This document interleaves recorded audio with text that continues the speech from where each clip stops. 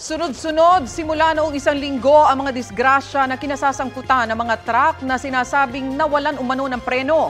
Kaya ang ilang ahensya ng gobyerno may mga ikinakasanang hakbang para mahinto ang mga aksidenteng ganito. Balitang hatid ni Joseph Morong. Hindi matanggap ng pamilya ni Anthony Irinco ang pagkamatay niya sa karambola ng mga sasakyan nitong Huwebes sa Quezon City. Panganay sa dalawang magkapatid si Anthony, isang motorcycle delivery rider na inaasahan ng pamilya. 4 na nga lang kami, ngayon 3 na lang. Para sa akin masakit. Pero wala na akong magawa, nandyan na eh. Pero dapat managot, Nakatawag pa raw si Anthony sa kapatid niya kaya akala ng pamilya sa simpleng aksidente lamang ito nasangkot. Agad siyang pinuntahan sa ospital. Nakita ko agad yung kuya ko nasa labas lang ng ER. Wala siyang ibang kasama doon, walang tumitingin sa kanya na nurse o doktor doon. Iba na itsura niya kaya gulat na gulat ako kasi sa video call maayos pa siya. Tapos nung paglapit na namin, tsaka lang nila pinasok sa ER nung nakita nila siguro may kamag-anak na. Isa si Anthony sa 4 na namatay nung nawalan umano ng preno ang truck na minamaneho ni Richard Mangupag at bumangga sa mga sasakyan sa Katipunan Aurora Flyover. 35 ang sugatan kabilang ang isang sanggol na 8 buwang gulang.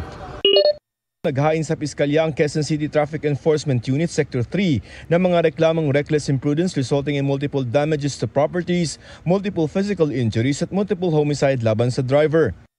Humihingi po ako ng dispensa sa mga nadisgrasya kasi hindi ko naman po kagustuhan yung nangyari na gano'n. Aksidente po. Kasi may kotse. Pag preno ko, hindi ko wala nang preno. Pero hinahanap ng mga biktima ang may-ari ng truck na hindi raw humarap sa inquest. Nila, makipagtulungan sila. Kasi dami nilang sinirang buhay. Naglabas na ng show cause order ang Land Transportation Office o LTO sa driver at may-ari ng truck para pagpaliwanagin.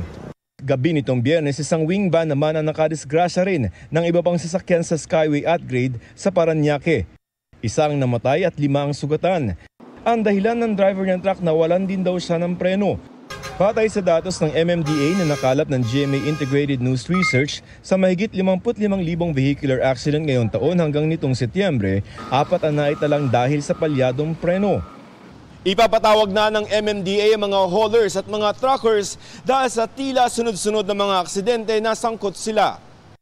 Remind para yung mga members nila ay masabihan, i-maintain yung kanilang mga sasakyan na nasa kondisyon at maging disiplinado yung mga driver sa pagmamaneho. Nagpakalat na rin ang LTO ng mga enforcer na magsasagawa ng mga surprise inspection para tiyaking ligtas sa mga bumabiyahing truck at bus lalo ngayong holiday rush. Joseph Morong nagbabalita para sa GMA Integrated News.